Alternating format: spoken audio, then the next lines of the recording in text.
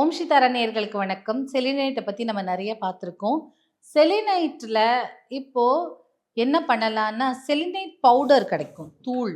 அந்த தூளை வாங்கிட்டு அதனோட இன்னும் 2-3 விஷயங்கள் கலந்து நம்ம பூஜை அறையில் கோலம் போடுவோம் இல்லையா, அதுக்கு அது யூஸ் பண்ணும்போது செலினைட்டுக்கு என்ன தன்மை, அதை நல்லா ஆக்டிவேட் பண்ணும், நல்ல வைப்ரேஷன் கொடுக்கும், அதுக்கப்புறம் சார்ஜ் பண்ணும்ல, அந்த விஷயத்தை நல்ல சக்தி ஊட்டும்.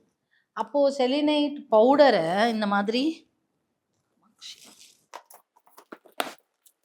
மாதிரி தூள் மாதிரி கோலமாவு மாதிரி பவுடராக பண்ணிக்கிட்டு அந்த செலினைட் பவுடரில் நீங்கள் ஸ்ரீயந்திரம் மாதிரி வரைஞ்சாலும் ஓகே தான். இல்லை கோலமாகவே போட்டு திரும்ப அதை கலைச்சி எடுத்துக்கிட்டு, ஏன்னா அது ரொம்ப காஸ்ட்லி இல்லையா, ஸோ எடுத்துக்கிட்டு திரும்ப நீங்கள் பூஜை ரூம்லாம் சுத்தம் பண்ணிவிட்டு அதையே யூஸ் பண்ணலாம். அதில் ஒன்றும் தப்பு கிடையாது.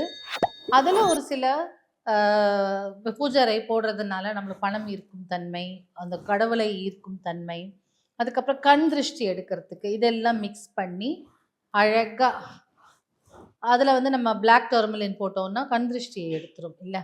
ஸோ அந்த மாதிரி எல்லாம் அழகாக போட்டு அந்த உங்களுக்கு என்ன மிக்ஸ் பண்ணணும்னு தோணுதோ பணத்தை இருக்கிறதுக்கு அதெல்லாம் போட்டுட்டு கோலம் போட்டனாலே போதும்.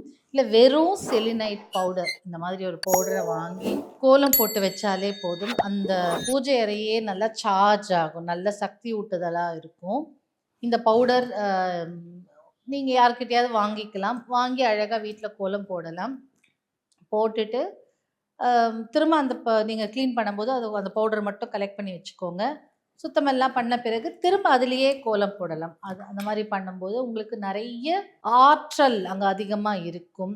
இல்லை யாராவது ஒரு நெகட்டிவ் எனர்ஜியோடு வராங்கன்னா அதையும் அதை போக்கக்கூடிய ஆற்றல் கொண்டது இந்த செலினைட் பவுடர்.